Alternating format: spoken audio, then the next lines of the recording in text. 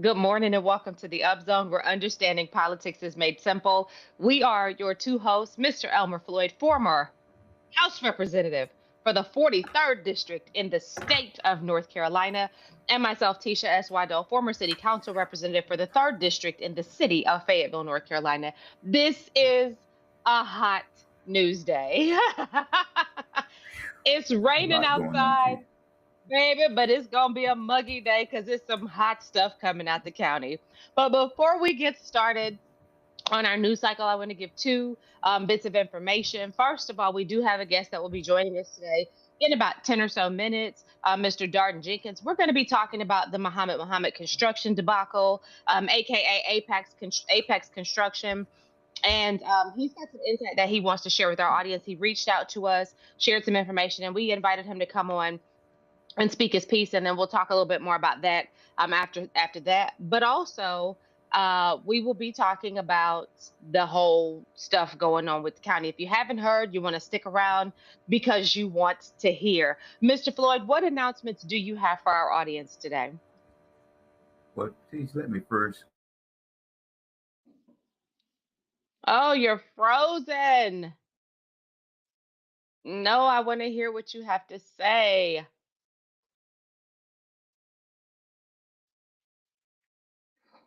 We are not doing this today. Upzone, internet, we're not doing this today. I plead the blood of Jesus over these lines. We gonna talk about this stuff. Come on now. Come on, internet. Let me call Mr. Floyd.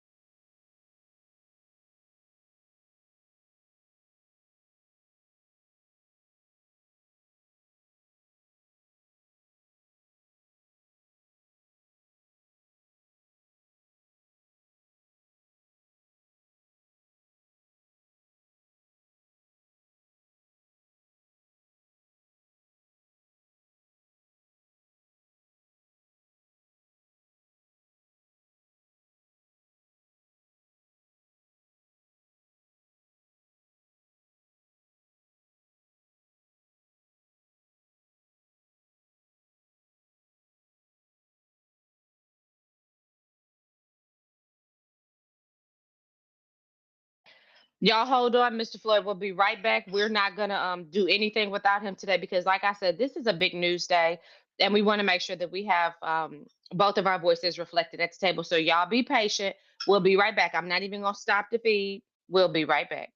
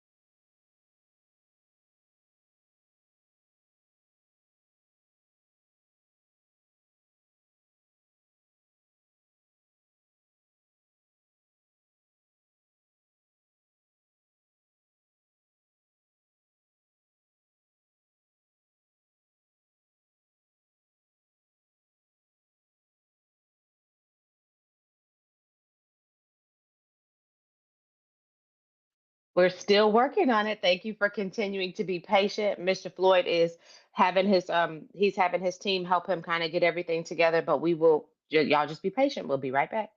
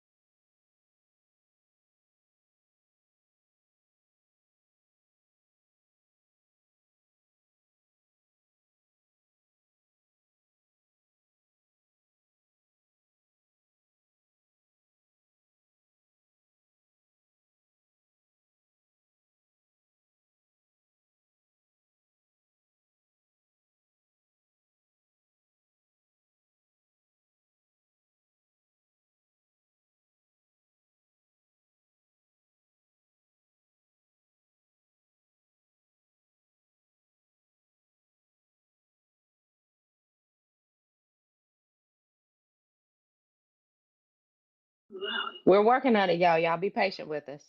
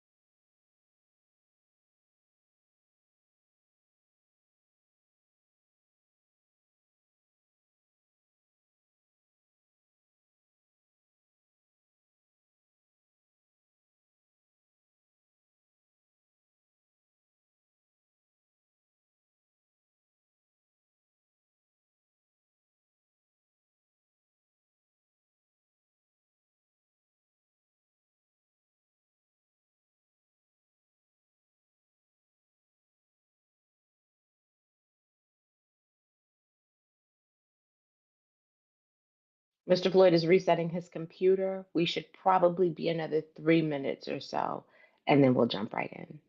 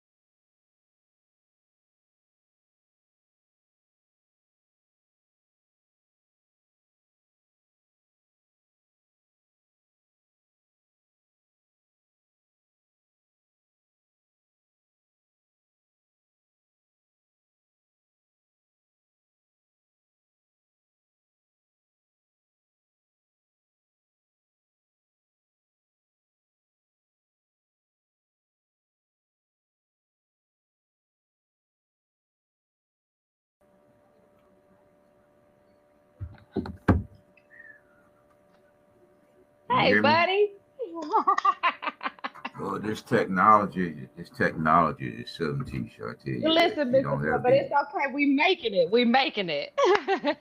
Yes, Lord have mercy. Where are we We're at this at particular announcements, sir. point? I paused the whole show. I waited for you. We are not moving forward today without Okay, you. Announcements for our okay, audience. what?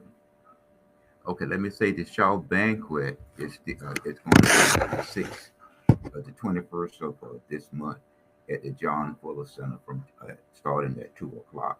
This month is a very important month. This is Flag Month. This is when the Stars and Stripes was officially uh, uh, as the Stars and Stripes was the official U.S. flag Okay. there. And we have a lot of Juneteenth activities. Uh, as you know, the city now have gotten involved in Juneteenth, and they're going to have an activity downtown and at the Festivity Park the 6th, the 15th of this month. Okay. First Baptist on Moore Street is having a community celebration from 10 to 12, uh, you know, at their church on Moore Street. Okay. And the other thing that we have is that the Department of Motor Vehicle uh, is going to open up 20 of its sites, and the Utah Shopping Center is one for motors to come in. I think from now until the latter part of August to on Saturday Okay. to to do whatever transaction they have to do as it relates to the Department of They Motor working out Vehicles. that backlog, Mr. Floyd. What what they're saying is based upon the increase of population.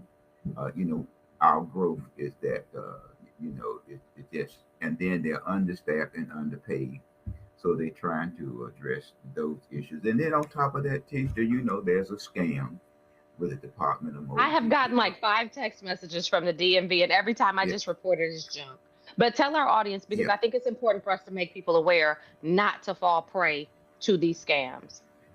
Well, the scam itself, it is, we say North Carolina Department of Motor Vehicles. What they saying is uh, Department of Motor Vehicles. They dropped off NC, and it's saying, that if you don't do X, then there's going to be 35%. You can lose your driver's license and all of that. Well, what people don't realize is that most of these individuals do not send checks. Right. Okay, most organizations don't send checks. So, but scamming is getting to be a thing. So be aware of that. I was in my attorney friend office, and one guy, he came in. He said, "I got enough traffic violation. Now I get this right here. Is it true or false?" And the person told him that it was a scam. Right. So he was somewhat relieved from that. And the other thing, teacher, you can post this, and this is for a zoning commission meeting. And if you live on Rose Hill Road from Ramsey Street to 401 bypass, there's going to be a hearing on June the 10th at 6 o'clock, a zoning request. And that is to rezone about 20 acres from a residential to mixed use. Mhm. And if you can recall, I think it was Cedar Creek, that 26 acres, how many units could be built there? So we already have on Rose Hill Road a full housing unit as it stands today. And at the end of Rose Hill Road, close to 401 bypass, there's going to be 7-Eleven gas station Mhm. that's going to be located there. So Rose Hill Road has enough traffic, and it does not have any turning lanes there. So it's going to add And it does not additional appear, traffic. especially coming from Country Club going down to where the library is toward 295. It does not appear as if there will be an opportunity for that because they're putting in roundabouts. So you can't put in a turning lane where you have roundabouts, can you? I don't know. I'm not a. Well, only thing I see that it guides you to the the roundabouts, and which that's what the Department of Transportation is moving towards, this roundabout. And they did a beautiful job of roundabout over. This is over in Godwin, only to Okay. find out that the trucks could not use it. Once they get off 95, you talk about a tractor trailer truck. Once they get to the exit, then you're gonna want this 18 wheeler to go around a little circle. So they found out that it didn't work. And Yeah. and roundabouts are good, but I think that to move traffic, you need a smooth traffic flow, not the traffic to be moving and all of a sudden have to slow down there. But Mm-hmm. but that's what they're going to do. And normally, and the thing that when I called in to be heard on this zoning matter, I did not like the process. The process was, are you for or against, and just want to be present. Yeah. And to me, I thought that that was a little bit frustrating because the staff have access to this information. Who is for and who is against is how to bring forward this recommendation for approval or deny. And Absolutely. normally in our community where we live, we they look at this as a minority community, and so you're gonna have less people attending this zoning matter. And one thing developers do, they come into our community and buy the land real cheap, and then come back and get it rezoned. There's enough Mm-hmm. land out here in Cumberland County for this development to buy land that's already zoned for this matter, and move forward with their project. But since Mm-hmm. it's a minority community, you're gonna have less opposition perhaps, and the matter would be approved. But it's a lot that needs to be done to that. But if you want to attend the meeting, it's going to be on June the 10th at 6 o'clock Mm-hmm. on Gillespie Street at the old courthouse. So Right. those are our announcement, Tish, and we just want you to be prepared for the Juneteenth celebration that's going to take place during the week of the 14th. So, Absolutely. but there's other things that we can talk about, and I think we got someone in the chat room, and I appreciate y'all working with this senior citizen as it relates to technology, and I wish that y'all would work with me the same way as my creditors approach me. I appreciate that. Well, Mr. Floyd, I actually don't see him in there. We've been texting. I sent him the link again. So let's go ahead and at least broach the conversation because I know that a lot of our listeners want to hear about what's going on with Muhammad Construction. And today, what we'll be doing is sharing with you some information regarding the contracts. We'll be sharing with you, and I'll actually post the PDFs that we have on our Facebook page so that you can look at them yourself after this program. But we're just going to be sort of talking through the whole Muhammad debacle and how seemingly the city of Fayetteville missed these fraudulent bonds. Mr. Floyd, to begin,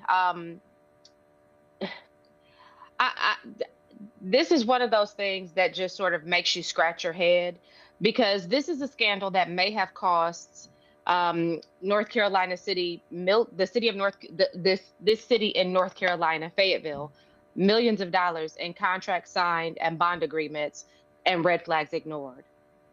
Now, public officials seemingly signed off on what may have been one of the biggest procurement failures in recent local government history for the city of Fayetteville.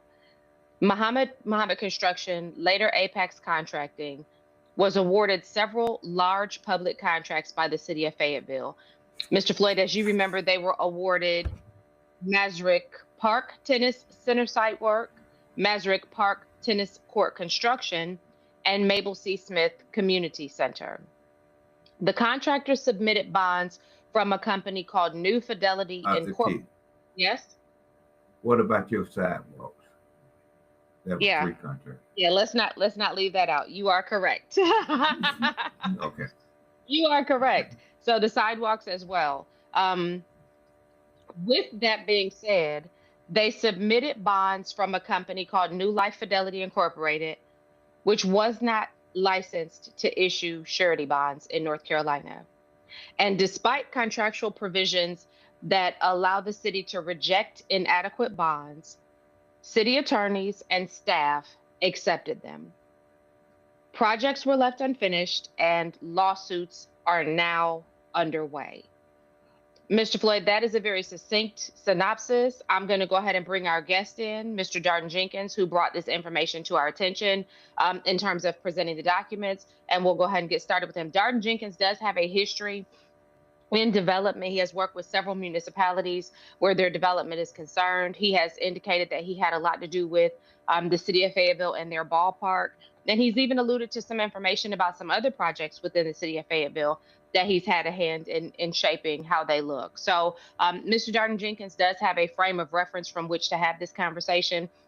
If you're familiar with him, he was also on the Parks and Rec Committee with the city of Fayetteville. He was appointed onto that committee and was actually the source of a lot of conversation during my tenure, because he was not liked very much by some of my counterparts, and they did not want him in that position. So let's go ahead and bring on Mr. Darden Jenkins. I'd like to welcome him to our podcast.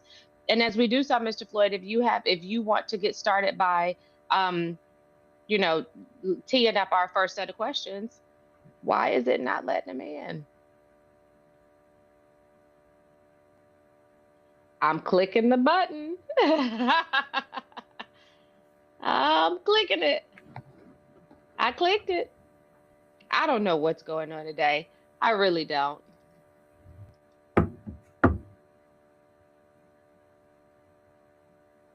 I really don't. But I'll tell you what, I think that this is a conversation that has to be had. So we're going to keep moving. Mr. Floyd, and I'll keep working on trying to get Mr. Jenkins in here so we can get his perspective. Mr. Floyd, when you looked at the information, the documents that Darden sent us, what questions did it immediately raise for you? Well, I mean, but all three of the contracts appear to be similar in nature as it relates to language and data on each one of each of the contract. But what I did, the contract itself, it had information. But what I didn't understand when I looked at it, it had the contract information and address and all of that. When it got down to the bonding, it just had the name, and it did not have anything wherein that you could actually go back and track and search the name itself and the location and all of that. That seems to me that should have been part of the initial contract and part of the documentation, Right. of the contract, but it didn't have it there. And so my question, that was the first thing that I looked at.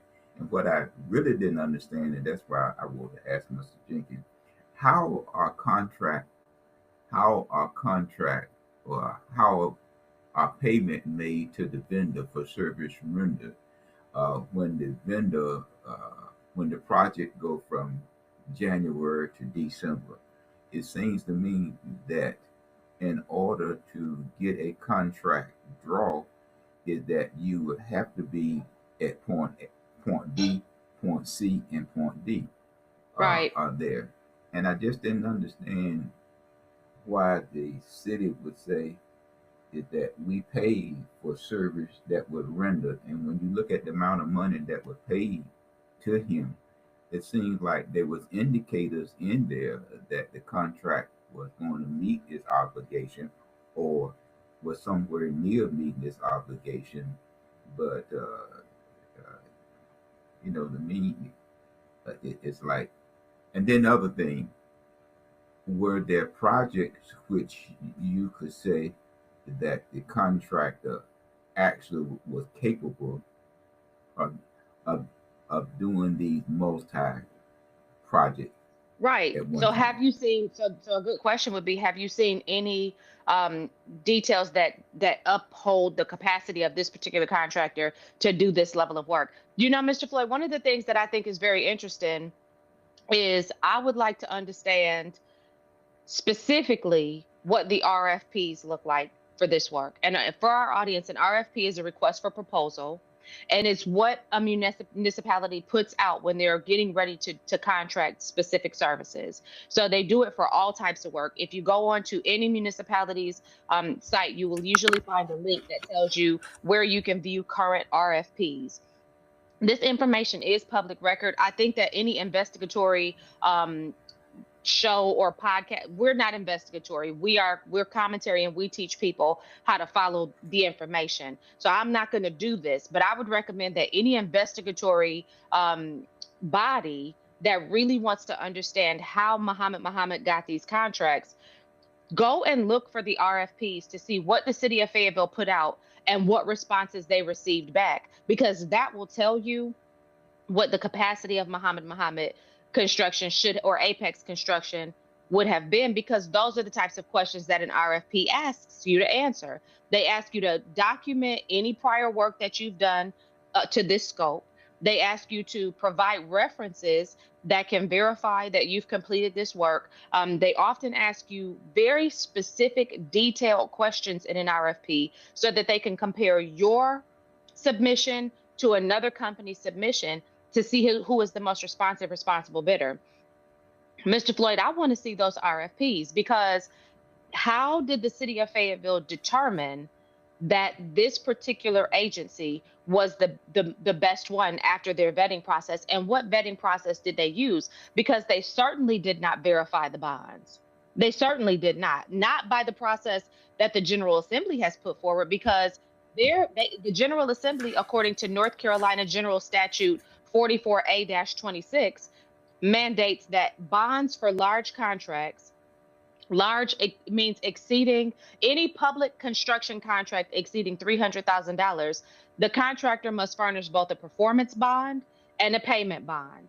The performance bond is to guarantee the faithful performance of the contract. The payment bond is to protect the subcontractor and the suppliers. There's also surety requirements. The bond must be executed by a surety company authorized to do business in North Carolina.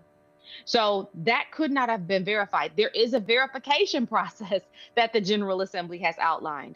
The law assumes that public entities, so cities, counties, and state agencies, will only accept bonds from companies that are licensed and authorized by the North Carolina Department of Insurance to issue surety bonds. While the statute doesn't spell out a detailed method of verification, it's implicitly required that contracting officers, attorneys, or procurement officials must verify the surety's status. The North Carolina Department of Insurance maintains a public registry where any surety company's license status can quickly be checked. Clearly, now the attorney that signed off on these bonds, Mr. Floyd, was Assistant City Attorney Paul Allen. Clearly, he did not follow this process. Well, you know, when you but when you look at that, and the city manager, I think in his budget request, he he now have a sense of what he needs in order to protect the city as it relates to going forward with new constructions and these type things. Is that he is in the budget, he has a construction management capital project director to help him as he make these decisions about city projects there. And that position, chief, pays $120,000 annually, and the person must have 7 years experience in a civil engineering degree or architect degree or construction management. So this would help the manager as he move forward with these programs. But what I couldn't understand, wait, Mr. Floyd, wait a minute. I cannot in good conscience let us move that quickly. I must go back and say there's a process that is outlined by the General Assembly for verifying bonds. For any work over $300,000, these bonds are required by municipalities. The Assistant City Attorney at the time, Paul Allen, signed off on these bonds, and at no point did anybody, where's the, so here's my question, where's the accountability? Because Paul Allen is now the city attorney for Sampson County. You didn't know that? I see your face. You didn't know that? Yeah, yeah. Oh, I okay. heard about it. Right. But so my question is, where's the accountability in this? Because this has cost the citizens of the city of Fayetteville millions of dollars. It's kind of quietly been disposed of it by the way of, there's no real conversation about, look, we did this, we did this, we did this. This is one of the biggest issues that I've always had with municipal government. Teach, come on, Teach. I mean, one thing about our city, we know how to file lawsuits. You know, we have a lawsuit with my favorite. But what project, happens when you which is need the to parking sue lot. your what happens when you need to sue your attorney? And let me ask you this question, because as all of this was going on, who was Paul Allen's supervisor? That I believe that's the legal department, and I think that attorney now is in Raleigh. So that would have been Attorney Karen McDonald. So ultimately, because I'm this kind of person, you hold the head accountable for what their employees do or do not do. And so if we're going to walk this up the chain, Paul Allen is responsible for not, in my estimation, as I read it, is responsible for not verifying these bonds. Then when we talk about now I'm only talking about the bonds. Then when we talk about who's responsible for not getting in his butt for not doing his job, that would be his boss, who would have been Karen McDonald, who now, as you've indicated, is the city attorney for the city of Raleigh. So both of the people in the legal department that we should be able to point the finger at and hold accountable are no longer there. Now, when we talk about the RFPs, so the request for proposals, wait, yes, we can hold somebody accountable for the legal department, because Mr. Floyd, who hires the city attorney? Who hires the city attorney? Well, that's I believe it's the 10-member governing board. It's the city council. So ultimately, because we can't slap the hand of Paul Allen because he's not there anymore. We can't slap the hand of Attorney Karen McDonald because she's not there anymore. Maybe we need to slap the hand of the Fayetteville City Council, because ultimately this falls on you, because you have allowed the hiring of people who don't have the capacity to execute the work that you are laying out for this city. So now, secondarily, let's talk about these RFPs. So I've not seen the RFP yet. I have not had an opportunity to look at it. Again, I want to thank Darden. I don't know what the technical difficulty is that's preventing us from getting him into the room, but we are going to have him on our show, because he's been a valuable resource in bringing this information to the forefront. And I do want him to have an opportunity to have his say about this. I think that's fair and right.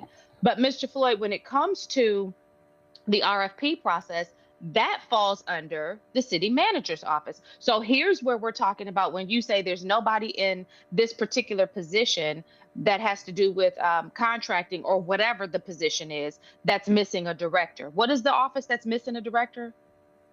That's the contract. That's the construction management capital project director.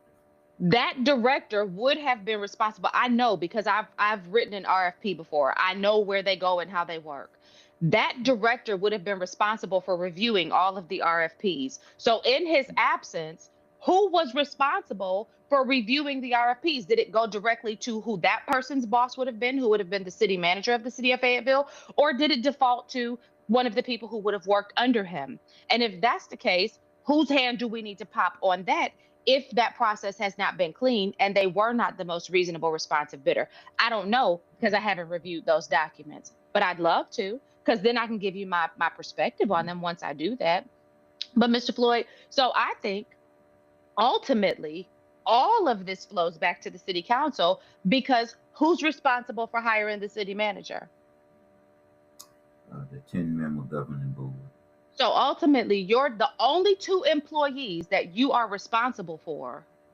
Their staff at some point failed in this process. And you've said this to me many times, and I love when you bring this to my attention, because it reminds me that a person at the head of an organization has a heavy burden to bear. Because when your people mess up, everybody is looking at you like you did it. So either you got to handle your people, or you got to get handled on behalf of your people. So, Mr. Floyd, this is messy, and I think the fact that there's no major media outlet still talking about the breakdown and the deficiency and the how did this happen? How did we get here? And who has been held responsible? Because let me tell you something. There are subcontractors who still have not been paid. Who's going to Well, pay them, Mr. Floyd?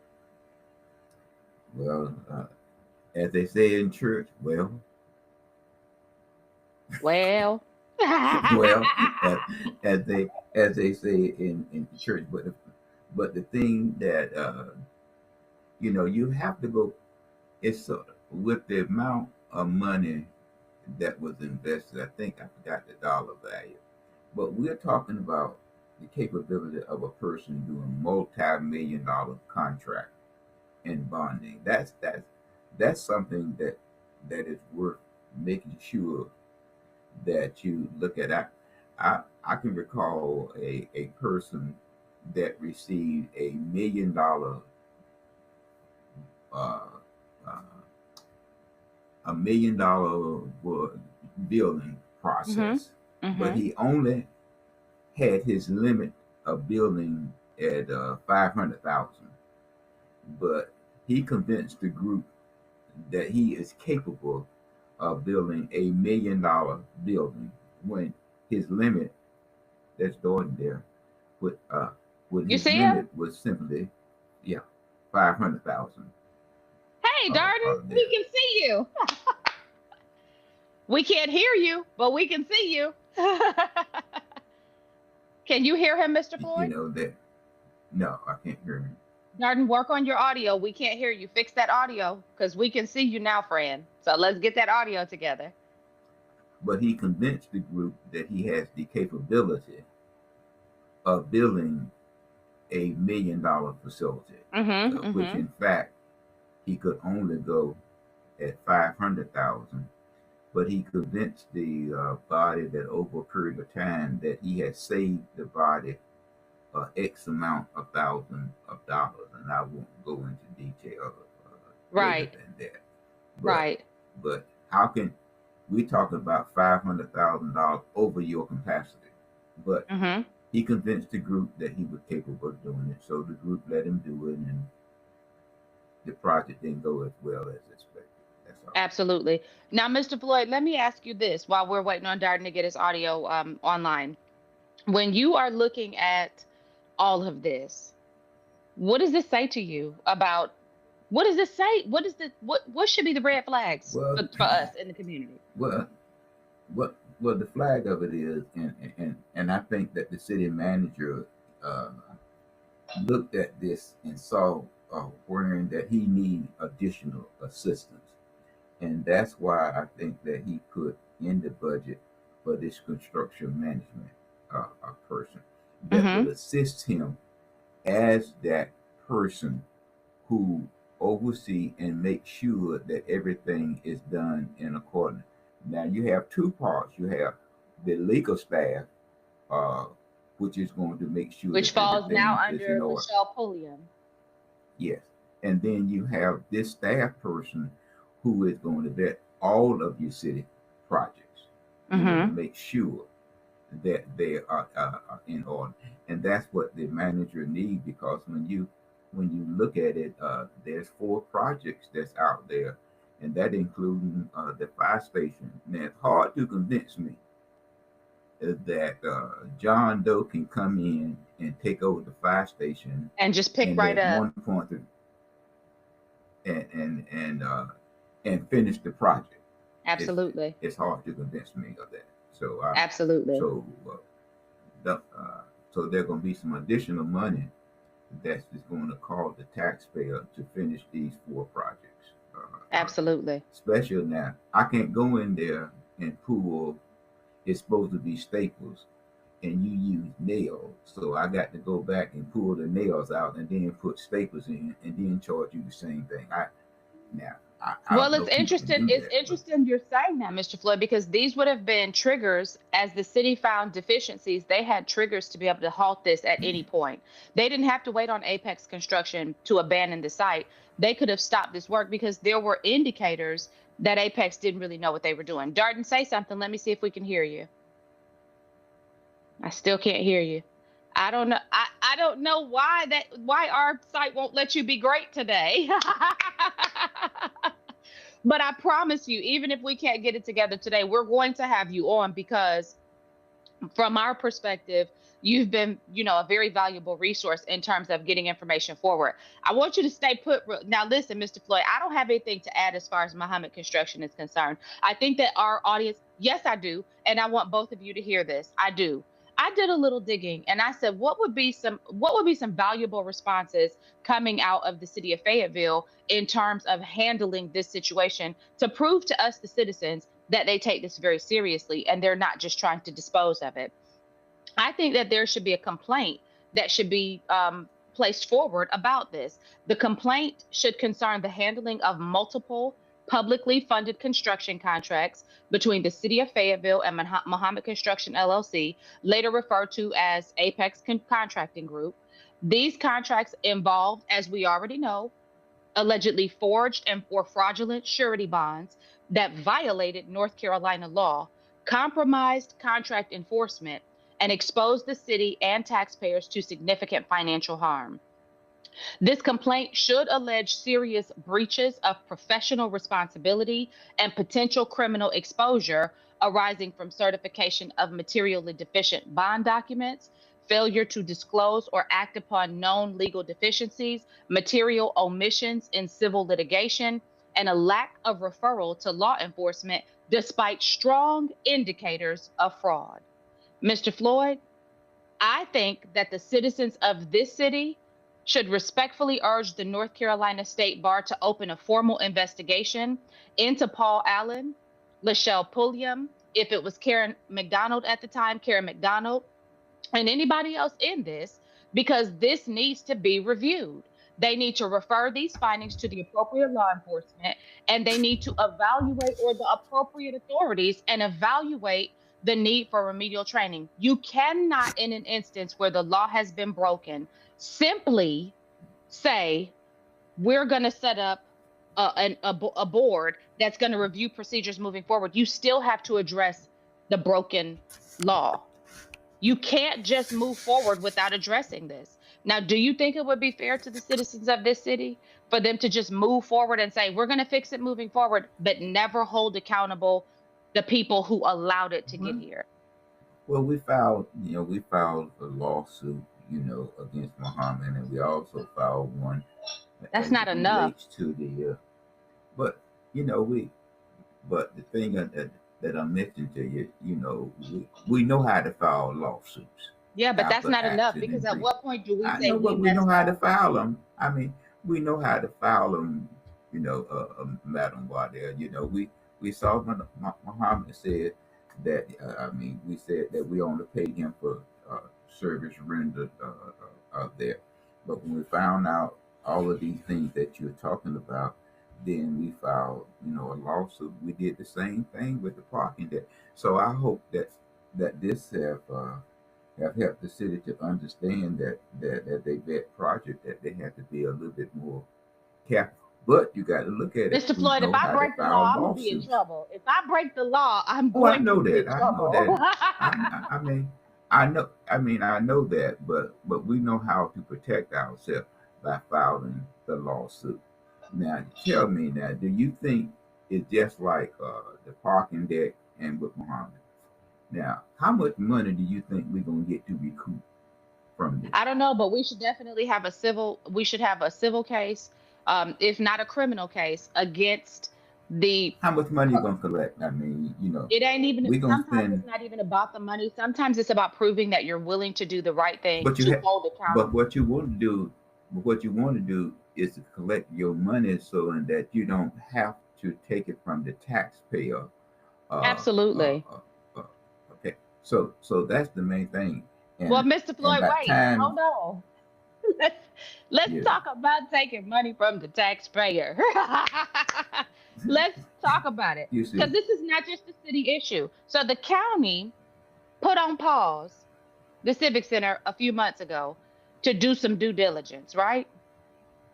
yeah, Mr. Floyd, I remember you sending me a picture a while back of an electric box. You remember Hmm. that box? Yes. And you sent me pictures, and we showed them on the podcast. You sent me pictures of the building that the county had acquired. It was the offices of Yarborough, right? Yes. Yes. And you sent me pictures of a parking lot that had been raised, right? In preparation for the coming center. Well, last night, baby, they had a meeting. And in this meeting, we found out that we have wasted approximately $36 million on a project that is not moving forward now. $36 million is a lot of money, Mr. Floyd. How much did it cost to build the baseball stadium? I think it was around that much to build the baseball stadium. Mhm. But when we looked at it, and I attended the meeting yesterday, and I attended it for an hour and a half, and after a certain thing began to be repeated there, I just decided that it was best to leave there. But when you look at the project itself, I mean, and I was sitting there, and it was saying that the project itself went from I'm gonna say 144 to 152, and that's based on the the present construction cost. So it went up $8 million just by sitting there for Yeah. that a period of time.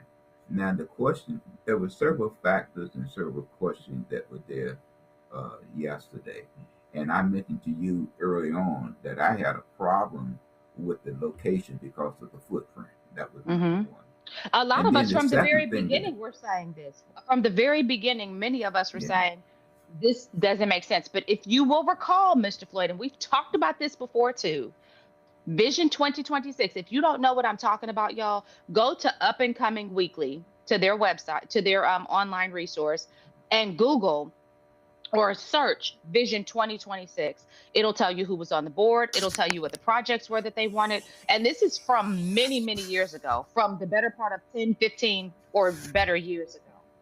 And it will tell you what their vision was for the city of Fayetteville, particularly the downtown footprint by 2026. Mr. Floyd, this was in that vision. This was in that vision. And so everything else that they had in the vision has come to pass, the baseball stadium, all the other things.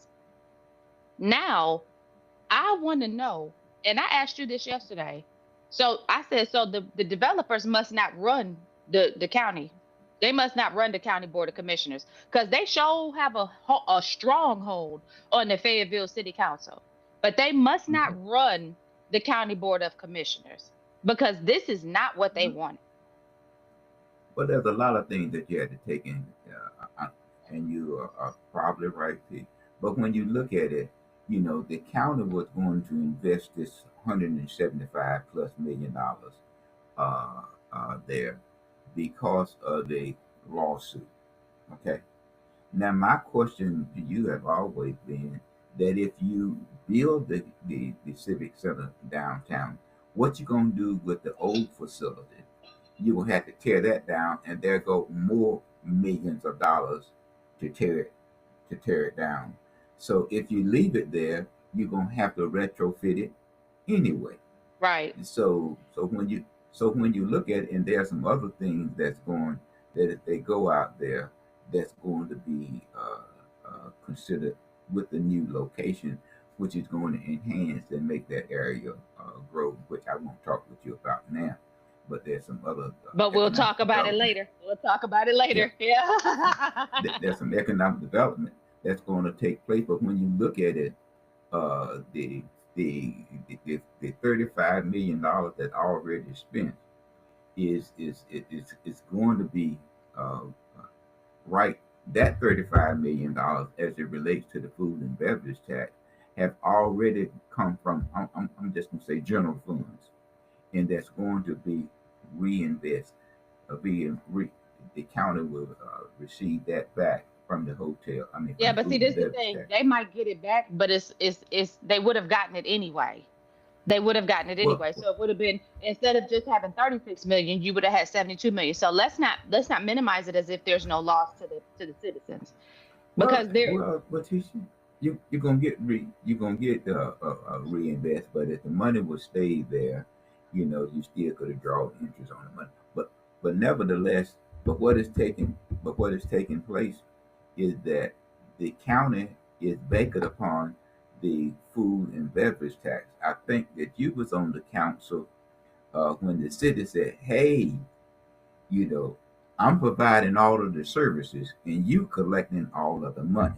Yeah. So I think Senator Clark introduced a bill that because there was some concerns that the city wanted a percentage of that food and beverage taxes. Well, Mr. Floyd, and we So were being right now, advised during that time. We were receiving advisement during that time that if first of all there needed to be we needed to have a unanimous front.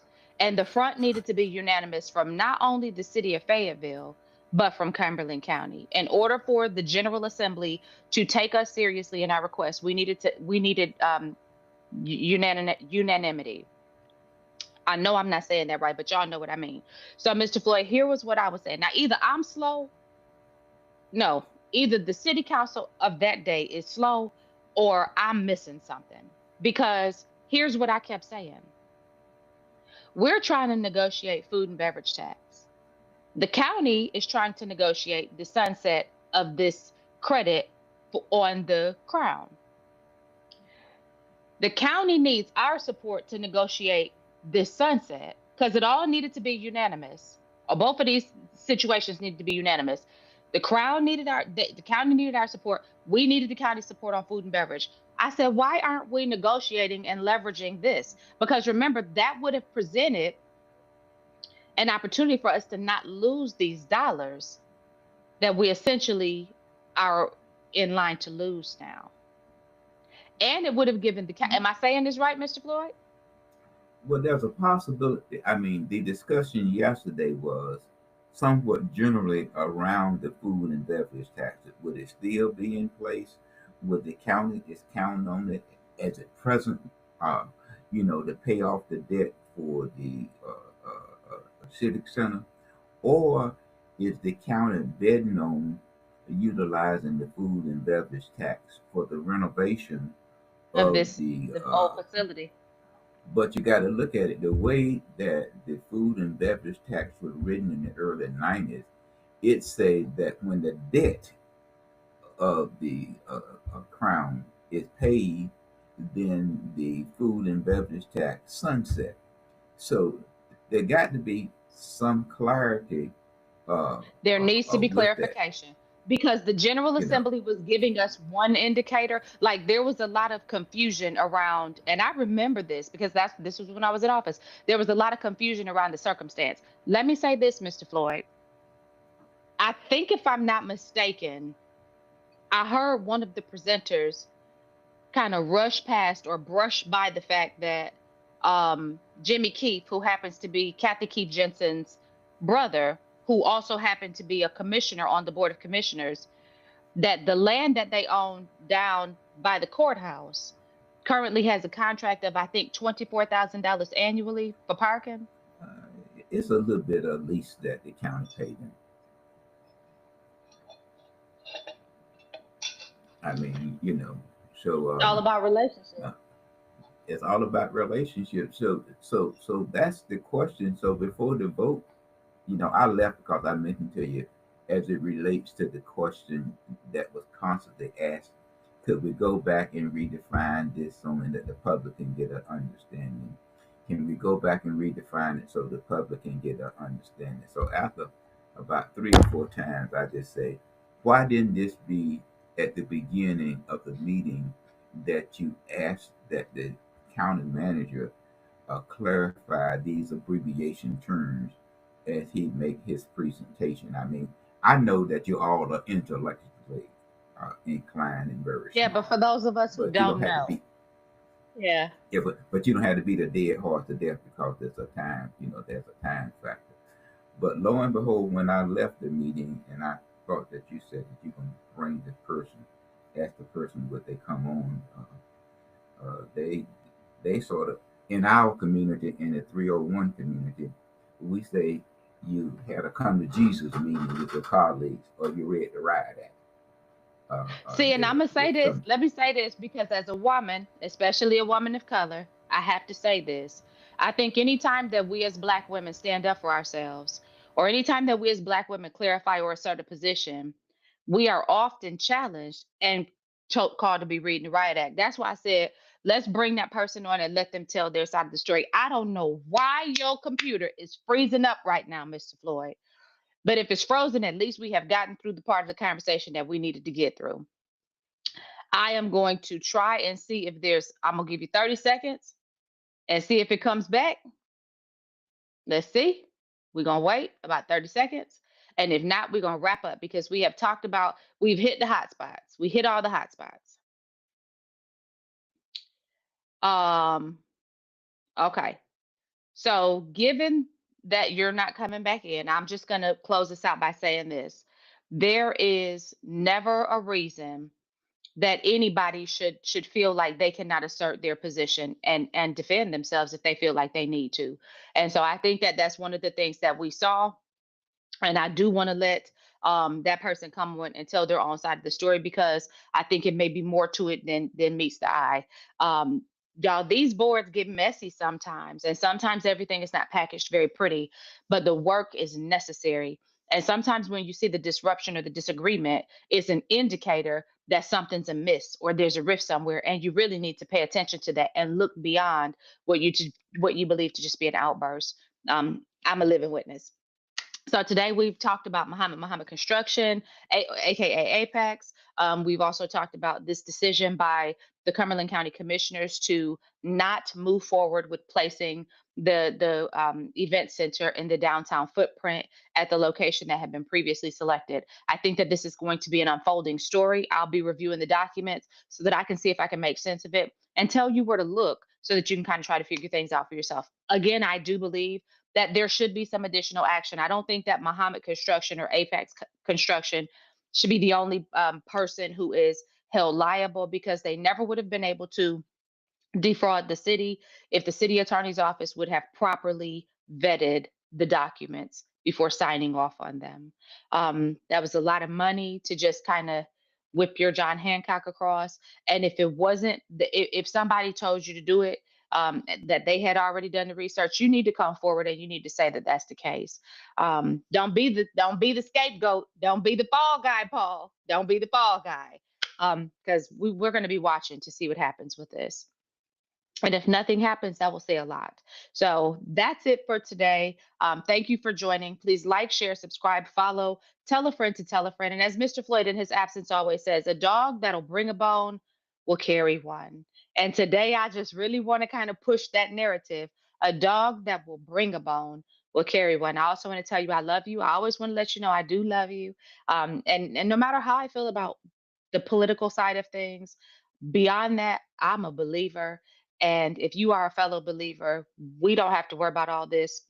We can be interested and involved, but we serve a God that is greater than all of this. So, with that, we'll catch you on the next episode.